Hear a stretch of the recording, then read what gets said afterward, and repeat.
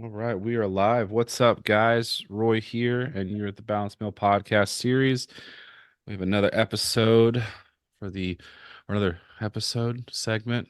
I don't know. Whatever. It's another episode in the We Were in a Cult series, and where I speak to former members of the ICOC, going over our lives in the church, out of the church, trying to figure out this crazy thing that it was. And today I have guest is Karen. What's up, Karen? Hey, So she is a former member of the ICOC. Karen, yeah, welcome. Thanks thank for you so coming. much. Thanks for coming on and talking. Absolutely. She is a friend of another guest that's been on here, Keisha. So this Yeah. is fun. Yeah. We have our own little podcast. We're on a little bit of a break, but we do have our own little podcast together that we thoroughly enjoy doing. It's my one of my favorite names of a podcast. Gray hair down there. Yep. It's a weird moment in time when you start seeing those. Yep. You You know don't. you've made it when you see Yep. that. takes yeah, it's a wild time. I call them I'm in my Clooney years, but I don't know what y'all would call them. Salt and pepper, I guess. Yep. Okay. We'll keep it there. All right. So, how did you get involved with the church? You Kingdom kid or were you met? How'd you get in?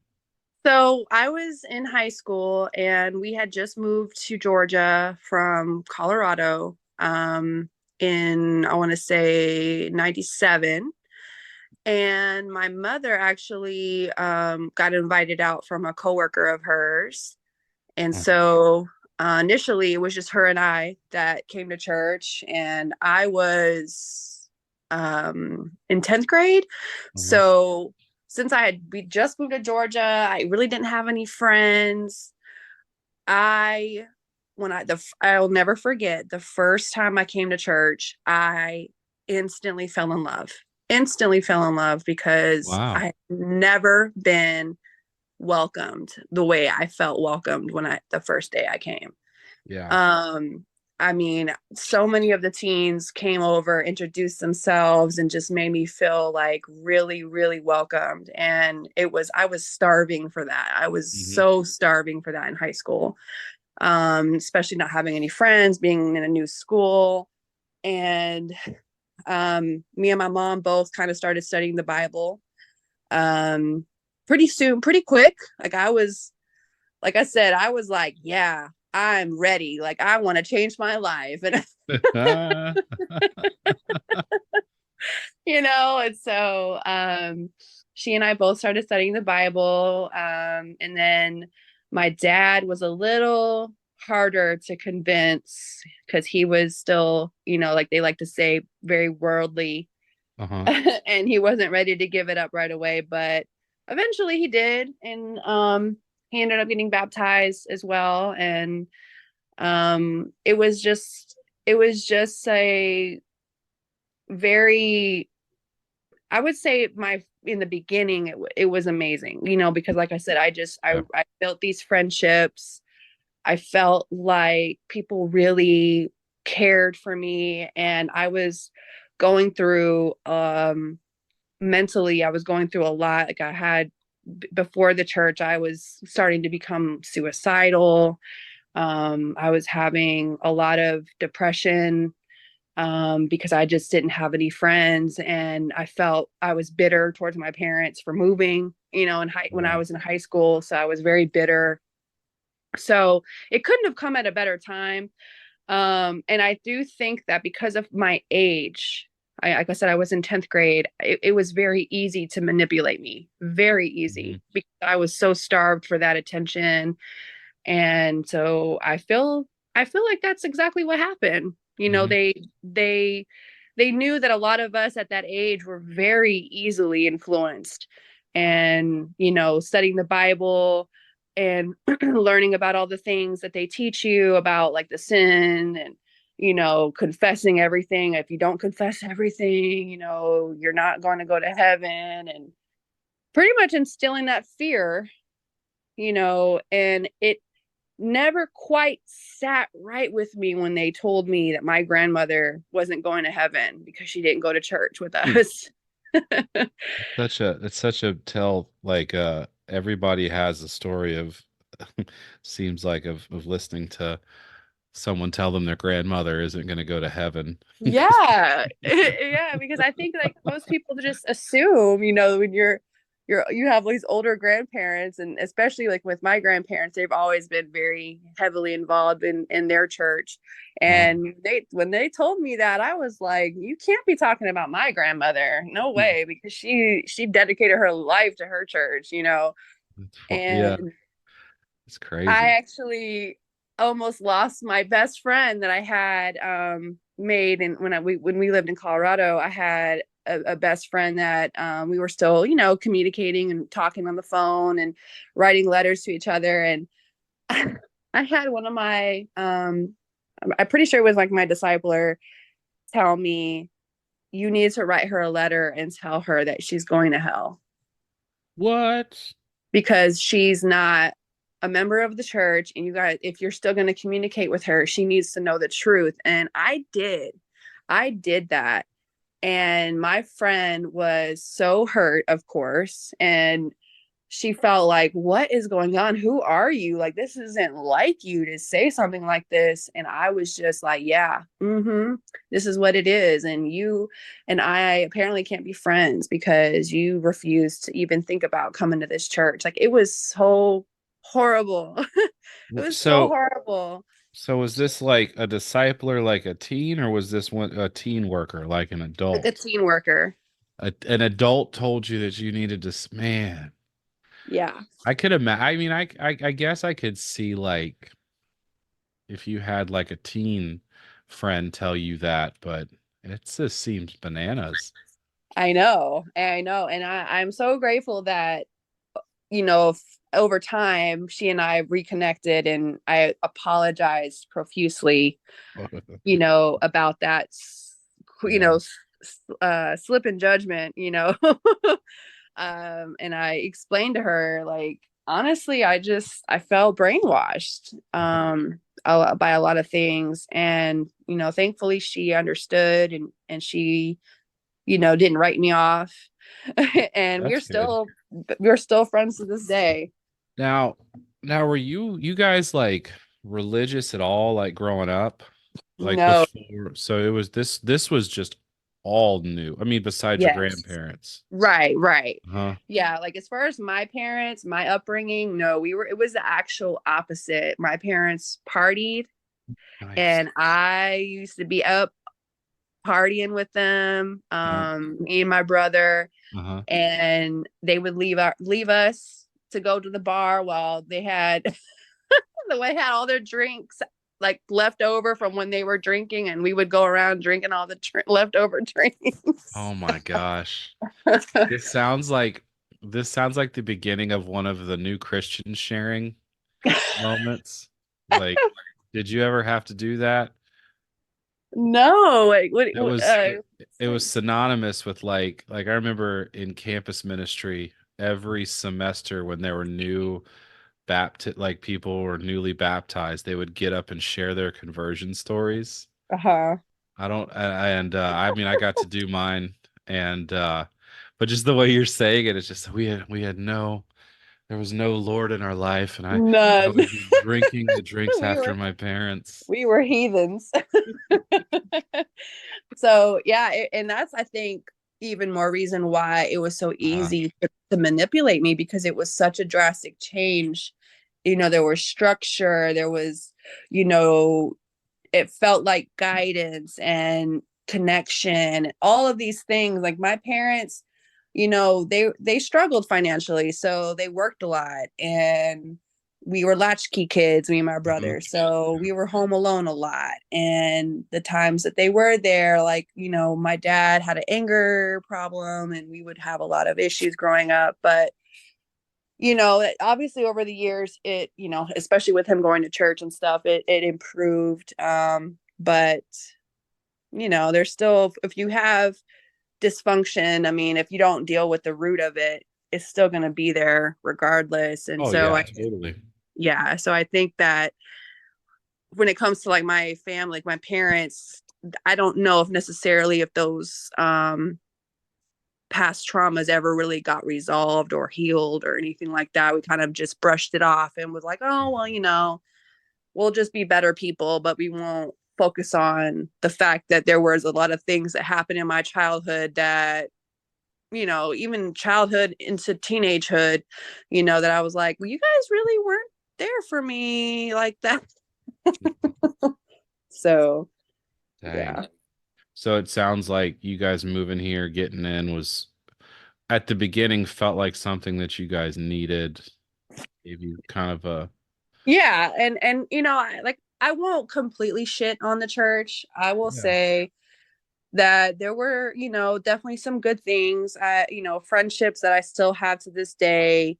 Um, and then obviously I met Gerard, so I can't be too mad at this whole situation and this whole experience because it did create some relationships that I hold very dearly. And I also think that in a way it allowed Gerard and I to have like this foundation for our relationship that Mhm. we probably wouldn't have had if we would have met outside of church, being so young. You mean We like with met, I'm dating sorry. and stuff? Yeah, exactly. Because we met, um, I'm trying to think, I think it was our senior year. He moved, or was it senior year? Yeah, senior year, he moved down here from Detroit. Yeah, he wasn't And here very long. I remember he wasn't. It was very new because if yeah, he's a year younger than me. right, Uh, right. Yeah. So we met, I was 16, turning 17, and he was 17, going on 18. mhm. And, like I always tell people like that, especially my daughter. I have a 21-year-old daughter. She actually turns 21 tomorrow. And she's, of course, surrounded by these guys that are her age that are completely like, they don't have that mindset where they want to settle down and be a decent guy. Like they're Mhm. all young and they're not ready for all that yet. And so I look at her and I look at what she has to deal with and I'm just like, oh my gosh, I'm so grateful that I met Gerard in the church and we kind of already had this like foundation Mhm. of dating and how to treat a woman, how to, treat a man, things like that. So I will say there were some good things for sure that came out of the church, but a lot of hurtful things too, because as our relationship developed, it started to become kind of like taboo with the church because they felt like we were getting a little too Yeah. comfortable with each other too fast, and I guess it didn't match their timetable. Well, if you And guys so, were in still in the teens, you technically weren't allowed to be boyfriend girlfriend. It right, they didn't think you were mature enough. Um, so that's not surprising. right. Yeah, you would And have. And the was he a kingdom kid too, or did he just did his family get met? If I wouldn't consider him a kingdom kid, but he was in the church for a while in Detroit. okay. And he went to a couple summer camps out there Mhm. growing up, but I think he started going right in like high school, like beginning Mhm. of high school. Gotcha. Yeah. It's interesting that you mentioned the positives in dating. Um, I want to go back to something, but I want to stay here real quick because Yeah. it's interesting to hear someone say the positives from dating, you know, because there was like a sense of there was a lot that went into it that was kind of very stressful for a lot of people. Oh yeah. Yeah, definitely. Um, but I think if I'm hearing it right, it was just more of like the way that we dated sort of because there was no sex going to be happening or Sure. anything like that. You had to do everything else. So it's almost like you had to develop friendships and so Right. there's a lot of relationship building that was able to happen through there. Yeah, for sure. And I think, that I won't take that away from it. And I do Mhm. appreciate that because you don't really find that so much anymore. People aren't looking to develop relationships before it gets physical or, whatever the case is. So, um, yeah, it was tough because for me, I would consider myself, especially like in high school, I was an ugly duckling. I Mhm. didn't really get a lot of attention from boys and stuff like that. So dating in the church was really special to me because I Wow. wasn't getting that. I wasn't getting that attention, and going on dates that I went on, I felt like and I remember you and Keisha having this conversation on her episode, having to make those plans and Mhm. you know telling the girl, okay, this is what we're going to do. We're going to meet here. We're going to do this. And then, I got the joy of, showing my gratitude by baking something or, making Mhm. something. We were really broke. So a lot of times I would just Sure. either, make a cheap batch of cookies or I would just make a homemade card, like just Yeah. something to show that I was so grateful for that. And I know a lot of other girls had different experiences with that whole dating, and sometimes it was cringy. Sometimes you got matched with someone that you really weren't attracted to, or that you didn't really have, you really didn't like, or it had anything in common. But for the most part, I really enjoyed the dates that I went on, with a lot of the guys that in our ministry. Yeah. That's good. It's good to get that perspective too. A lot of times, I mean, I come off very, I didn't enjoy it a lot. But I do get the benefits of like what that taught me. Even though I Mm-hmm. was like forced to do it that way, like there was like, this was the way you were going to do it. I think that's where my pushback always came from, Yeah, because you just had to do it this certain way and you had to sure. do that. But it kind of gave me a lot of like, I don't know, helped me understand like how to really have a relationship, how to really Yeah, talk to girls sometimes, and be creative with what you're doing. So, right, right. Yeah, yeah. I can see that for sure. Yeah. I know it always And comes off that I'm just mad that I never got any cookies, but I'm just saying, when you're watching all these people get all these great stuff and you're just not, it's just kind of that frustrating. if you ask Gerard, he will tell you that was what made him fall in love with me was the brownies. I made him some Really good. brownies. Yeah. So, it worked.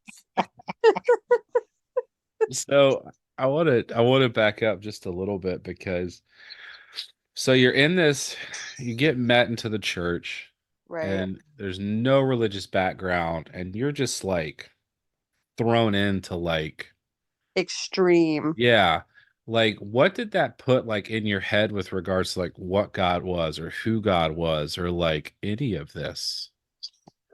Um, I think just being, a 15-year-old girl, I just really wanted to please God. Mhm. All of these stories, all of these scriptures that was being fed into me with the Bible studying, and then once I was baptized, the constant quiet times and all these other things that we were required to do, I more so looked at God like this being that was staring down at me, and like every little thing that I did, he was watching me, and I just wanted to make sure that I was doing everything right so that I would make him happy and I Mhm. wouldn't go to hell, because that was obviously like, instilled in our brains that if you don't do this and this and this, you're going to go to hell.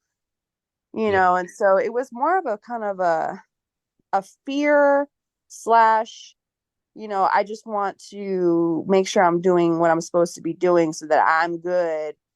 But it never really felt like, um, it just never really felt like there was this being that cared for me, that loved me, that was, doing all of these nice things to make me, let me have a great life. Like, I just never viewed God like that. I more viewed him like an authority figure, I think. Wow, that's real. That's Yeah. And it's to this day I struggle. I mm, am borderline atheist, and not like, I have my days where I'm like, it's the universe. The universe is blessing me. Oh, I mm, love the universe. And then the other days I'm like, I don't believe any of that. That's all crap. Like how could uh-huh. how could there be a God when there's all this suffering and this hatred, and all these people are hurt, and since the beginning of time, how can a God allow that? And so I still have a lot of work to do in trying to figure out what I believe. And it's hard to let go of that. I mean, I mean, I'm, and we're adults trying Yeah. to let go of this image that we had on this Right. God, and it's hard to reconcile with because you think about you learn that from adults, Right. and that's kind of tough to like. That's what really made it easier for me to let go of was when I realized that like people said this. Mhm. It didn't Mhm. have to be truth. It kind of shrunk the whole thing for me. Mhm. Took till my late 30s to really understand that, Yeah. but I mean that authority figure was just, I mean, that was a theme for Yeah. all of us. Um, I'd like to say that I thought God cared for me. Um, but I think it was just more like I felt like he did when I was doing the right stuff. Right. Right. Like, okay, Sky Daddy, I did everything right. Do you love me now? Like that. That's usually how I felt. Sky Daddy. What a great word. I'm writing that down. That's who I'm going to be praying to now. You're using God. We're going to say Sky Daddy. I'm serious. And I'm not to, tell Gerard's story, because he may have a story for you one day. Oh yeah. But he struggles with that, and I don't know if you had the same experience, especially when we were teenagers, but they were really hard about any type of pride, any type Mhm. of pride. Like, there's a difference between pride and pridefulness. And I think a lot of times it got lost in translation with people like Gerard, or even like myself sometimes, where you couldn't even feel proud of the hard work that you did without feeling guilty, because you don't want it to be taken away, because God's going to think you're being prideful, or cocky, or Mhm. that entitled, and so he still struggles with that. He still has to work on making sure that he can be proud of all of the things that he's done and worked hard for, because he just naturally just feels guilty. So it's crazy. Yeah, I think that for a lot of us the pride stuff always came in if you disagreed with someone, and Yeah. so you couldn't really, that was really a no-no. You, Right. if someone above you or your discipler or a teen worker, whoever says something about what you're doing in your life, then you got to agree with how they say it. Or Right. else, you're being prideful, you don't get it, and you need to go back into the Bible. Yeah. Yep. But then It. with the Yeah. good being good, I always felt like something was around the corner. Mm-hmm. And like I think if there's a couple things that stuck with me is I'm small. Mm. I think it really is, I'm a small person. Right. Um, and then I can never be comfortable because if I'm doing good right now, something's wrong. And I've Mm. got to find there's just it's like you're like 1 second away from something bad happening, a quote unquote sin. Oh my goodness. You sound Or just like Gerard, for sure. Like yeah, he for struggles with sure. that too. It's like this balance that Mhm. you guys are always seeking. Like, well, things are going too good. What's gonna screw it up? Like Yeah. that's always Gerard's thoughts. And there'd be scriptures that being used like the devil prowls around like a roaring lion waiting for someone to devour. And so there was Yeah. this like constant need to like pray, constant need to work, constant need to be studying something. And Mhm. I've never like I struggle with just being comfortable with things going well in my life. Yeah. Very much Yes. it's a thing, and I learned it through the way that they taught us about Yeah, absolutely. things. And it's no coincidence because like I said, Gerard, we both have struggle with that. And I have a bad habit of kind of tying to what you were just saying about, always doing something. It's almost like I am so critical of myself if I want to relax or just take a freaking day and just be lazy if I want. It's almost like in my mind I feel like I lose value based on how much productivity I have. Oh, And fuck yeah. I'm telling you, I like, why the no. hell does it mean, like, why do I have to be productive in order to have value? I think for me there's this sense of that I'm always behind the eight ball, and like I'm always like, yeah, you can't rest, you can't stop, you can't just be, you know? Right, right. And that's, I'm a little bit better at it than Gerard is. I guess I hate to keep bringing him up, but It's fine. we have a lot of the same, issues and traumas and stuff. And, but yeah, he typically can't just relax and not have anything on like the agenda, or, like it's just it takes real effort to not do anything. Yeah, and I think I don't know if you've I don't want to speak for you or something, but like for me, it all centers on this idea that like I guess like I'm a bad person. Like that's what I feel. If I were to feel Wow. something from like what I've learned from church is that I'm a bad person. Mm, And there's no like basis for that. right. There's no Right. basis for that for anything. But for some reason, like what was hammered into us was what we've been talking about. We're broken, dirty Hmm. people Yeah. that the only way we're going to get good is through, I mean, through Jesus dying, but us doing this stuff is what's going to make us good. And don't worry, you can always fall back because you're a sinner. Like we're Right. dirty, gross sinners. And like Yeah. we It's can't, it's so hard to let go of. yeah, it's like they couldn't encourage you. It was like everything had to be shamed. Yeah. Like you had to be shamed in order to realize, oh, okay, yeah, I guess I need to be better because if I don't, I'm a bad person. I'm a bad Christian, and Mhm. I'm lukewarm, and Jesus is gonna spit me out. Yeah, You you gotta be know, sold out, girl. yeah, he spit me out a long time ago. Yeah. But It um, yeah, I think it's harder because this happened when we were kids. yes, I think yes. that's why it's harder for us to let go of it. And I think some people, I mean, I have talked to people and that were met when they were adults and they kind of got in it like we did and Mhm. they had to have their own like therapy and other ways to get past this and heal. Yeah. But it's like us is to like the nth degree. Yeah, yeah, definitely. I think when we were in it, it was probably the cultiest it was ever. Especially if you're a worker bee. You know what I mean by that. Yeah. If you weren't one of Yes. the, we'll get into that in a minute, but yeah, Yes. you know?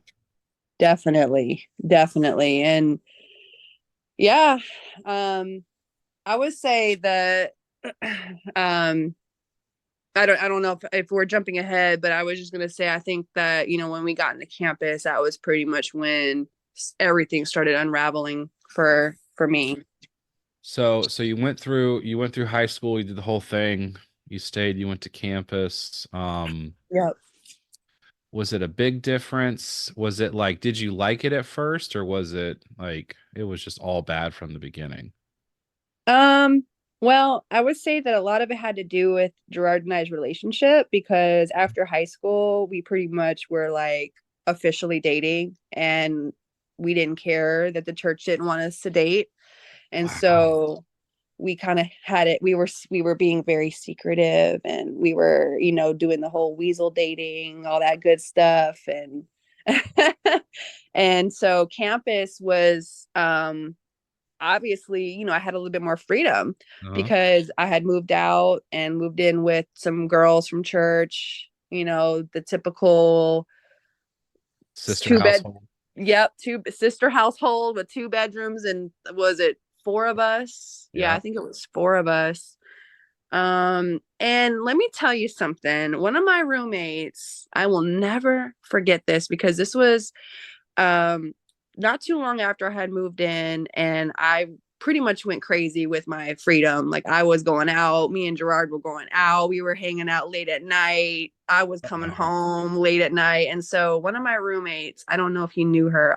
I'll just say her first name was Tiffany. Um she picked up my keys and smelled my keys and said, "You've been smoking cigarettes." Ah! I was like, first of all, why the fuck are you smelling my keys? Who does that? And second of all, I said, no, actually, I don't smoke. I've never liked smoking, but yeah, we go places where people smoke, and that's probably what you smell. But once again, why are you smelling my keys? What audacity to think that's what you needed to do. Right, right. And see, I was the youngest in the household. I Uh-huh. Gerard laughs at me because I love to tell people this, but I graduated high school when I was 17, and it's only because of my age, when my age falls in the school year. Funny. Um, but I love telling people that because it makes me sound smart. And so it's funny because Gerard knows the truth and he just rolls his eyes. He's like, "Oh my God, nobody cares that you graduated at 17." And I said, "No, you don't understand. Like I was living on my own with my, in my sister household at Ah. 17." And so I feel like all of my roommates felt like they had to be my mother, like they were trying to take care of me or look out for me because I was so young, but they went so extreme with it. I mean, they were nitpicking everything I was doing, which made me want to get out even more. I was like, I don't want to, I have a mom. I don't need four other moms, And or three other moms. would they like keep watch? Because you mentioned constant quiet times earlier. They like note who was getting Yes. up early and oh Yeah. God, that had to suck. Yes, yes. And I promise you, I would get a phone call from my discipler and she'd be like, "Yeah, I heard that you didn't have your quiet time today." And I'm like, So glad "What?" I've never had to deal with that. Because I just couldn't afford to live on my own. So I was Yeah. just living with my parents. But man, smell your Yeah. It, I don't it was see like having a bunch of people just ratting you out constantly. uh-huh. Yeah.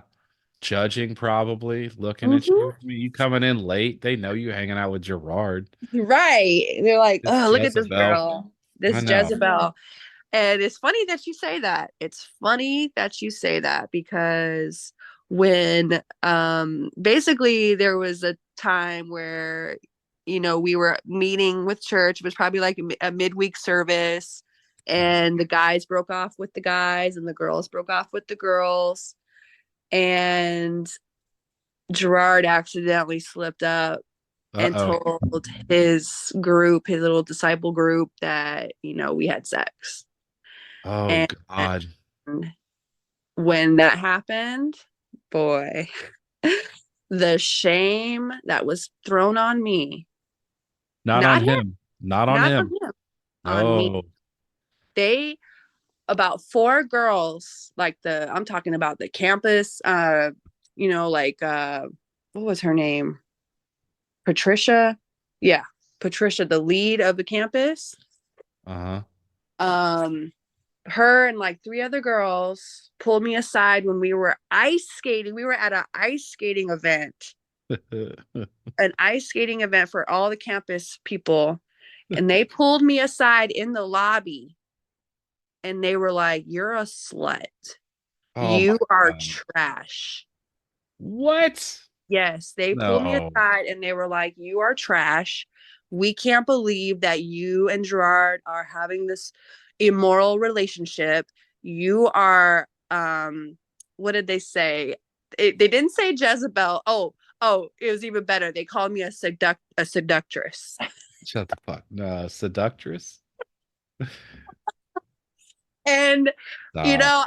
I wish to this day, I wish I was the person that I am today, that I was, back then, because back then I was a lot more timid, a lot more shy and quiet and just insecure about myself. And I just let them pile it on me. They just said all these things and I just took it. And I sat there, and of course I was crying, but I was just like, no, nothing. I didn't stand up for myself. I just took it. And I promise you, if that were today, man, I almost wish I could relive that experience so I could really, respond the way I really, really wanted to. Jeez. But yeah, they really hurt me. Definitely, judging. No, there was no love in any of the things they were saying. And at that moment, I was like, I am never coming back. I'm like, I'm never going to do this again. I'm not doing this. Like, I'm out. I'm out. So that was when I left. Yeah, I was gonna ask when did things get weird, but here we go. That's when it got weird. Yeah. He's Yeah. like that's and what's so crazy is how probably how right they felt in saying Yes. things, Yes. which is definitely it's a church thing. It's definitely, you have like you them telling you that and saying those words and calling you that Yeah. is like they in their minds Jesus would do that. God would do that. Right. You need to feel broken in order to change, right? Yeah. Yeah. Mm. Yeah. And they were so smug, their faces, like you said, like they really felt good about what they were saying to me.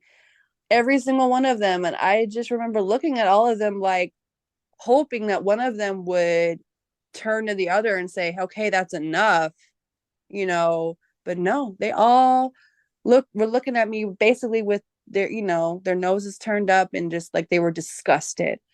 And I'll never forget, I was like walking to my car from that night and just bawling my eyes out, and someone had saw me walking and stopped me, and they were like, "What's wrong?" And I couldn't even tell them. Like, how can you just tell them what happened? Like, it was such a crazy situation. And so I just remember jumping in my car, going home, and then basically from then on, my plan was, I got to get out of this apartment. I can't live with these girls.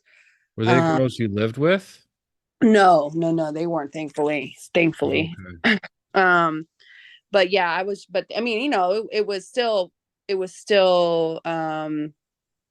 was a lot of tension in the house because they knew that, I wasn't trying to stay going to church or anything. And so then when it all came out, they basically gave me an ultimatum. The roommates, they were like, either you if you're leaving the church, well, I guess it really wasn't an ultimatum. They were basically just saying, "Hey, if you're leaving the church, you got to move out. You can't stay here." And I was like, "Well, I paid my rent for this month, so I'm definitely staying until the end of the month regardless." So Damn.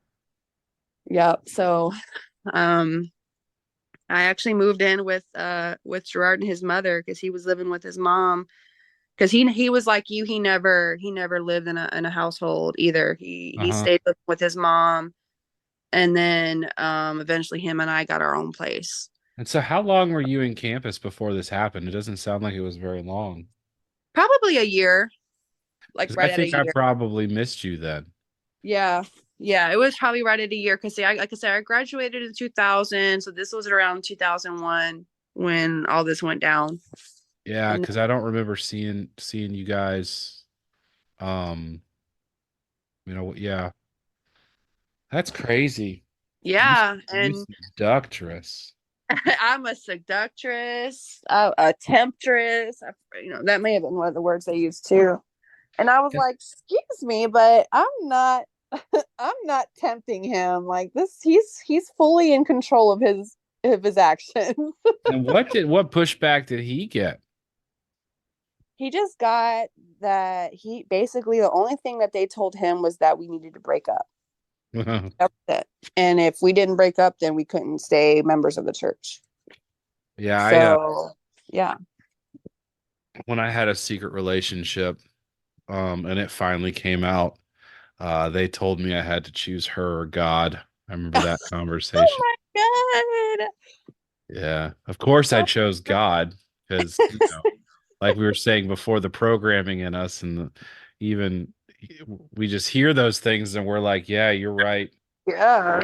I mean, good on you for leaving. And so We like, we tried. We did try to break up for like 2 weeks, and we were we were like, what are we doing? What are we doing? Like, what's wrong with loving someone and being in a loving relationship? Like, yeah, it may not be morally what you think is moral, but if anything, I would have thought you guys would have been encouraging us because we're both members of the church. We could never date anybody outside the church, mhm. but no, they felt like we weren't ready and that we were moving too fast. And Yeah, it's all control. yeah, They yep, want to they want to be able to tell you when you're ready. They want to be able to tell you when you could yep, date and stuff like that. Um, which yeah, sucks. yeah, it definitely. And then, when we finally made the decision to leave, it was sad because we had some friends that we were, constantly hanging out with that were told they were not allowed to hang out with us anymore. And I mean, this is campus, so we're talking about adults here. Mhm. And they were like, no, you can't hang out with Karen and Gerard. Nope, they're worldly now. You can't hang out with them. And so there were some friendships that I actually did lose because they were just trying to be a good Christian and listen and not, I guess they felt like if they hung out with us, we would get them to do bad things and, Because drugs. you're a seductress. Yeah, I guess I Sorry, I just keep that, bringing that that up. way. And no, you're good. It doesn't bother me. It doesn't bother me because at this point, I'm not so much hurt by that anymore. I think that it kind of goes back to like with my parents, especially with like my mom. When I told her all this was going on, and she was fully aware all this was going on because they were also communicating with her. Jeez, they were the campus leaders. Yeah, yep, and my roommates and all of them. Oh, So God, narcs. I know. And so I think a lot of the hurt that I still carry is Hmm. more so the fact that I didn't feel like my mom had my back with all of this was going on. And they still, to this day, chose the church over their daughter, in the crap that I experienced. It was so Yeah. bad. It Hmm. was so bad. I forgot to tell you this part. This was actually still when we were in the teens. They made me get baptized a second time because I slipped up and I told my discipler that I didn't confess everything in my sin study. Oh God, how dare you? I thought you were gonna say like an elbow was out because we had to be fully immersed. Right. Oh, no, but I mean, it was crazy because it was at like some church member's house and they had a jacuzzi in their Uh-huh. backyard and they had me get in this freaking jacuzzi to get rebaptized. And that was so humiliating. Like my mom, my parents just went along with it. They were just like, yeah, he probably just need to get baptized again. And I'm like, and there was all these people there. I didn't know who they were. They were like mostly friends of my parents. Like I said, this was still when I was in the teens, and I just remember thinking like, this is so fucked up. What am I doing? What? Like, are you serious? All because I didn't disclose every single thing that I did as a human? That whole confession though was for real. You had to say everything, and you Yeah. had to like, you almost had to come up with stuff. You know? Right. Like, it's almost like with us being so young, I mean, we really didn't have this rap sheet of things that we probably did, and I think the thing that it was, which is this was what made it so even more embarrassing, was I think I had forgot to, or not forgot, but I left out the fact that, it was like masturbation or something, like something so stupid. God. And they were like, "Oh, you didn't confess that in your sin study, so you're gonna have to get rebaptized." I mean, we took masturbation real serious in the church. I think being gay and masturbating were the Oh worst things you gosh. could be as a member of our church. Yes. Yes. And Um, how dare they even think that a bunch of teenagers could not do that? Like, right? the fact that they would burn that into everybody's brains, like, you better not do that. That's. You got to Like, ask Gerard if he ever had to sit in a circle and around a bunch of dudes and talk about how many times they did. oh, I know he has. I know he has. And it's just there's no way. He's even said himself, like, if I couldn't do it for Jesus, what makes you think I could do it for you? Ah! Yeah. I mean, It's like, that was our thing. Like for the guys, it was all just trying. You were just trying so hard to control yourself. And it just was always this, oh God, it was, guys we were all experiencing raging hormones. yeah. And it was this disgusting thing that was inside you that you had to do everything in your power not to. And as soon as you Right. did it, then you just put Jesus back up on the cross. Like people would tell me that, like every time you masturbate, you're putting Jesus back on the cross, or or Yeah. Yeah. It's like people would now try to you're stop you and say like masturbation is a form of gay sex oh because my because you're gosh. pleasing a man. Right. Jeez. But anyway, It's like talk about reaching, like God. And we believed it. yeah.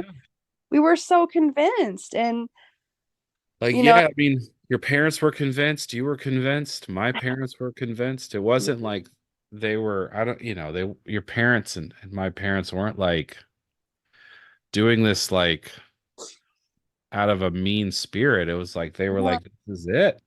yeah, they were like, we care about your salvation. Yeah. And it's just, yeah. But I mean, is it hard for you to trust people now? No, that's never really, been a struggle for me. In fact, I think that I'm a little too trusting just because I tend to be a type of person that likes to just give you the benefit of the doubt until you give me a Yeah. reason to. Hmm. And it's gotten me burned quite a few times, and so you would think I would learn my lesson, but Hmm. no, no. It's like that. There's this comedian, Nate Bargatze, where he talks about his parents were 80s and 90s Christians, and he just grew up thinking, like, yeah, everybody tells the truth. Nobody lies. Like, what do you mean? Like, Right. that's the world we were in. Yeah. Yeah. I mean, we pretty much worshipped the Saps and the Barnetts and or yeah, All the or not the leaders. Barnetts. Yeah. Hmm. Yeah, they And were. Yeah. I mean, we worship these that we thought they could do no wrong, and little did we know, pretty much I would say 99.99% of these people had double lives. Yeah. It's that So, was tough. It's tough. It's yeah. tough to, like, have these people that are up on these pedestals, you know? We Right. got them all up there. Yeah, definitely. And I like I said, I just was mainly focused on like making sure I was making everybody happy. I was definitely a people pleaser. People pleasing, it is still something I struggle with. It's hard for me to say no, to things that Mm. I may not be comfortable with, but I just don't want to make things, uncomfortable for the other person. And so that's something that I'm always struggling with and I'm trying to be better at, is not being such a people pleaser. and telling it like it is, living Yeah. my, you know, That's how you got ahead in our church. yeah, that's Pleasing, you know. that is true. So you leave the church, you're told everyone's told not to hang out with you, you know. Yeah. I mean, I can remember falling away was such that was our term. Yep, falling away. When We we were fell away, it was heartbreaking. I remember, when I was still very much heavily in the teen ministry, and my first discipler, well, she was never really my discipler, but she was like the one that I studied the Bible with, and I just got really close with. And she was another teen as well, but she was a little older. And she ended up falling away, and I didn't know, like, somebody, I had to find out like through the grapevine, and I just remember feeling so heartbroken that she didn't herself tell me that she was that she was leaving the Oh church. yeah. But yeah, like, falling away was such a huge deal. Like, everybody would be whispering, like, yeah, did you hear so and so, like, but yeah, we were pretty much told, or people were pretty much told not to hang out with us. And I mean, it was so bad when we got married. We got married in 2002. Um, there Well, was y'all people didn't that, wait. yeah, we were babies. We were just Dang. like, you know, let's do it. There was people told that they shouldn't come to our wedding, and we had a couple people still come that were still going to the church, but it was very, I don't know, it was kind of awkward because I had one girl actually ask me, did you get married just so that you guys could have sex? Like, I was like, what kind of a question is that? I'm like, trust me, that is not why. That's just an added bonus. Yeah, I'm like, I didn't even know what to say when somebody asked me that. I was like, is that a real question?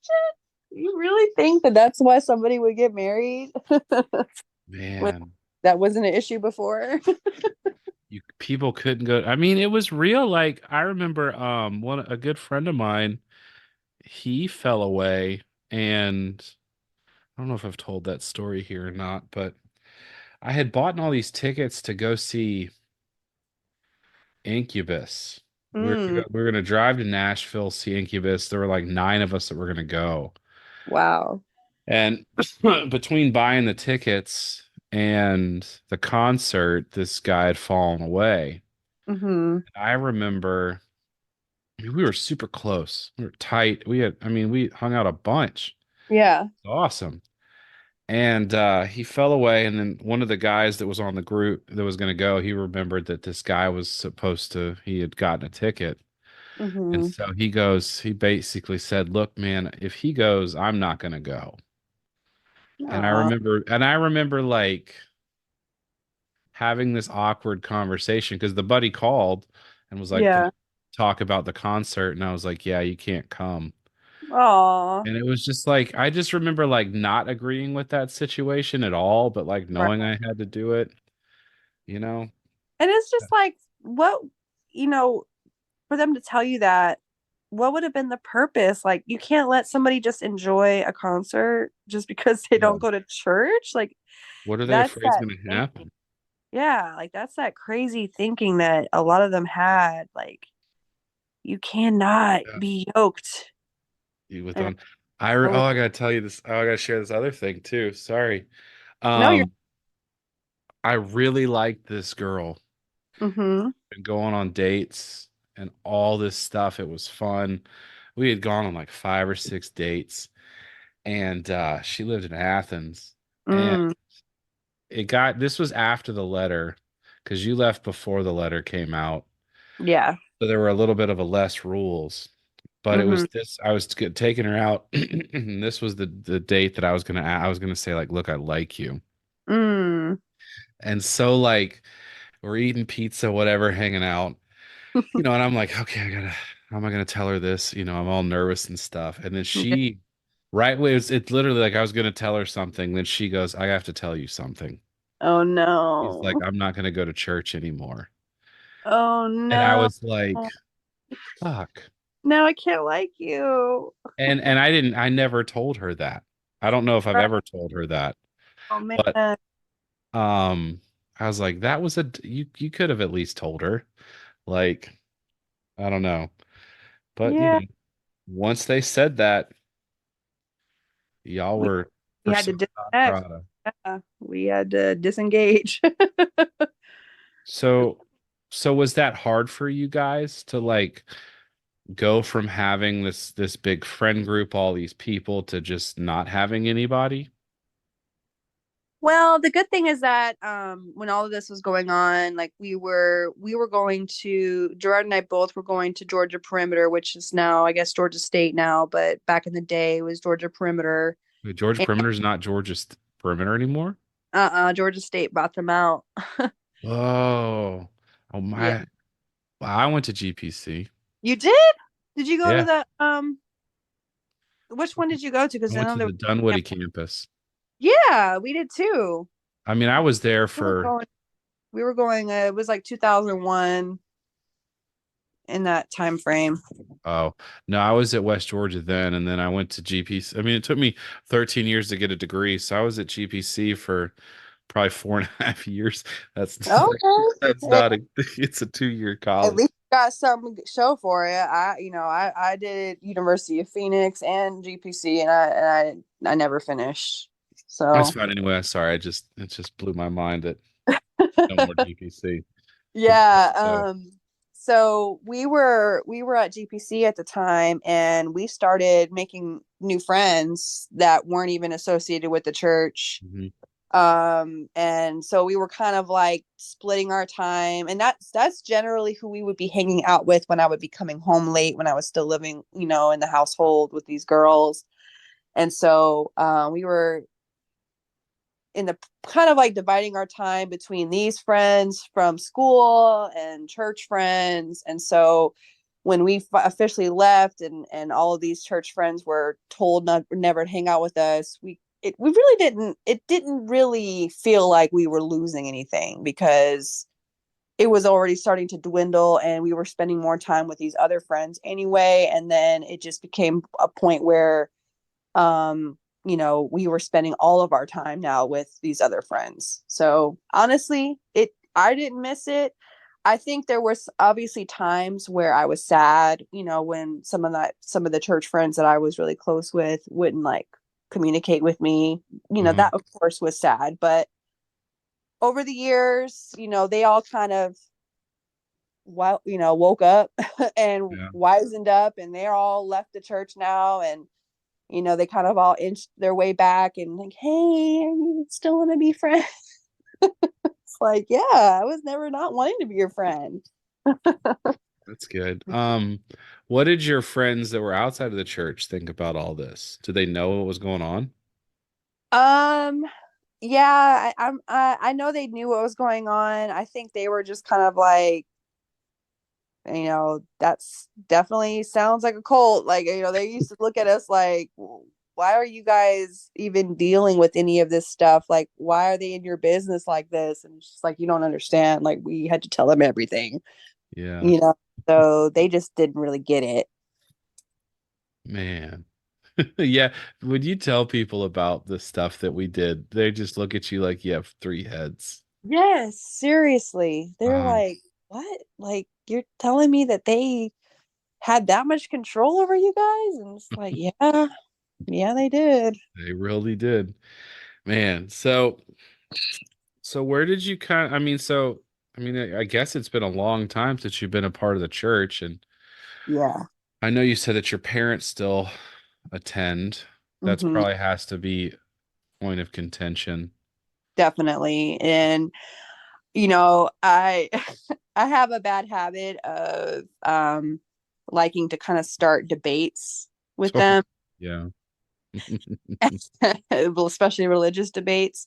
And so, over the years I've been, doing a lot of reading on, not only different religions, but just different belief systems, and like the history of religion and things like that. And so, we've gotten into a couple of heated debates with my parents, And, I'm not gonna lie, I get kind of sick enjoyment out of it.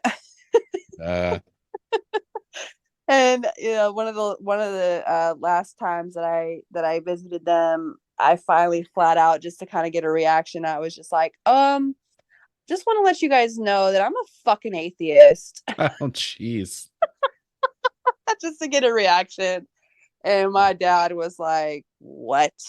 What? What are you talking about? There's no way you can be an atheist. There's just no way. How can you deny the presence of God? And, da, da, da, da. And I'm like, That's very easy, funny. actually. Yeah, when we got my wife and I got married, we had our therapist married us, and it was a woman.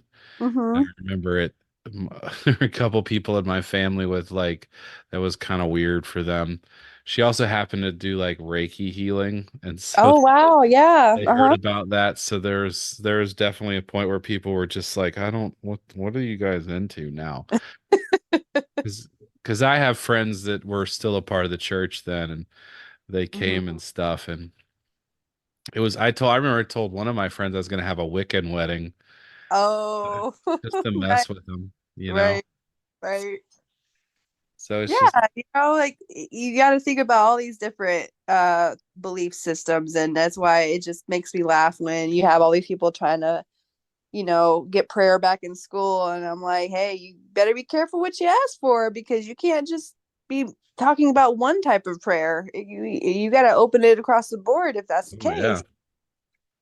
you're gonna have all sorts of prayers in school. Yeah, satanic, witches, all kinds of stuff, and I'm all for it.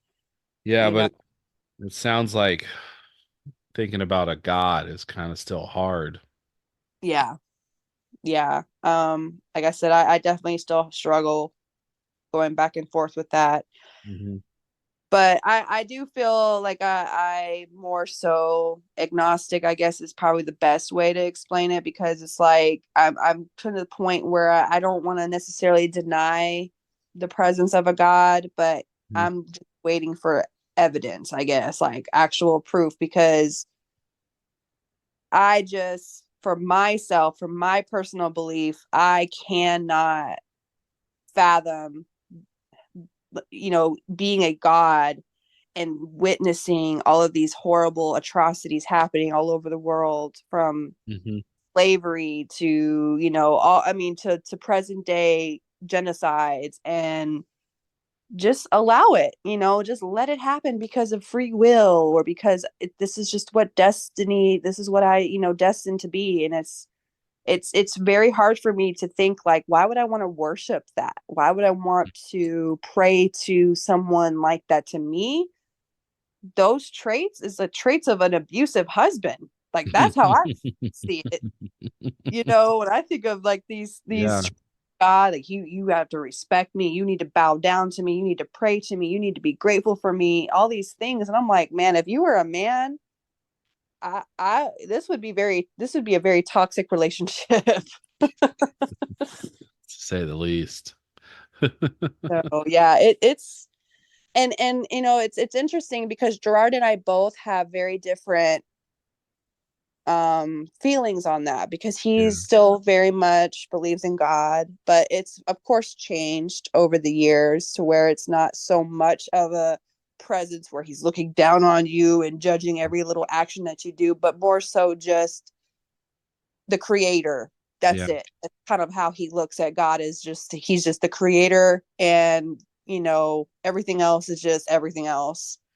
And so we both have different perspectives on it. And the good thing is we don't shame or judge each other for how we feel, because you feel how you feel, and our lives have created these beliefs and these feelings of over all the experiences that we've had over the years. So Yeah, I get that. I think for me one of the biggest things is I just don't feel like I have to prove or convince to anybody anymore. yeah, You know, yeah, that was such a big thing. that's so freeing. Hmm. I know for me, when I got to that place, when I finally was just like, you know what, I want to live life and be grateful for the things that I've accomplished because of the hard work that I did. Yeah. Yes, like I understand people like to be grateful and thank God for the things that they have in their life, but sometimes I feel like I sound like Snoop Dogg when he's like, I want to thank me. I want to thank me for, all the hard, like seriously, like Watch out, don't I, be too prideful. right, right. And that's the hilarious part of it is like, that's where Gerard and I differ because I'm like, I want to feel proud of the accomplishments I did, for all the sacrificing and the hard work that I did to Yeah. get here, and not this imaginary person or sky daddy, whatever you want to call him. Skydiving. You know, I just don't feel like he should get all the credit. I'm the one doing the labor, Yeah. you know? And I know people have different opinions on that, but for me personally, I look at, the fact that I had to put in the work and you know, I think of like a surgeon, like yes, you can thank God that a surgeon was able to perform the surgery to his best of his ability, but guess what? He still had to do it. He still had to have the knowledge, he still had to have the expertise, so it's like I almost feel like it would be insulting as a surgeon if someone was like, "I'm praying to God to direct your hands," and it's just like, well, what about all the schooling that I did and all this money that I paid and all this hard work that I did? Like, God didn't do that. I did No. that. Yeah. So I have those thoughts a lot. So, so what do you think? We were in a cult? Yes. Yes. Thankfully, it wasn't one of those drink the Kool-Aid cults, but what was that cult called where they all drink the Kool-Aid and Jonestown. what was it? Jonestown. Jonestown. Is that the one where they had like the blankets draped over their bodies when they Yes, I think said so. that was so wild. That Hmm. was so wild. But yeah, thankfully we weren't in one of those. But yeah, I completely believe that we were in a cult. Yes. Yeah. Well, thank you for sharing the story. This was this was like a roller coaster. Oh yeah. It went it was rad. Thank you No for problem. sharing your story. Problem. Yeah, anytime. Like I said, if Gerard ever feels comfortable, talking to you, Mhm. I'll send them your way. Sweet, to be awesome. And and those of you out there listening, if you're part of the ICOC, positive or negative, I'd love to hear you talk. You can come on and we'll have a conversation about it, try to figure all this out. You can do that by emailing me at the balancedmailpcast@gmail.com or on DMing me on my Instagram. Uh, so yeah. Well, thank you, Karen. I appreciate you. Yeah, appreciate you too. Thank you all for listening. Until next time. All right. Take care.